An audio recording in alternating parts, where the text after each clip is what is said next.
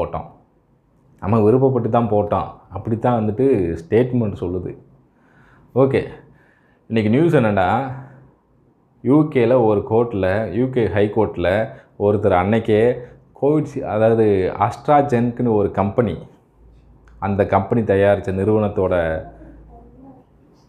வேக்சினேஷனை போட்டு தடுப்பூசியை போட்டதுமே அன்னைக்கு அவருக்கு பிரெயின் இன்ஜுரி வந்திருக்கு.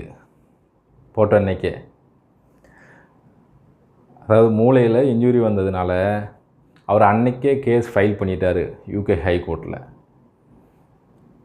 அவர் டிடிஎஸ்ன்ற ஒரு நோயினால் பாதிக்கப்பட்டு அது எப்படி வரும்னா பிளட் கிளாட் ஆயிரும், அதாவது ரத்தம் உறைஞ்சிரும்.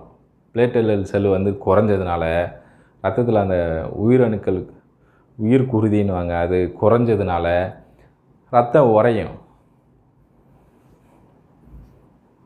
இதுக்கு அன்றைக்கி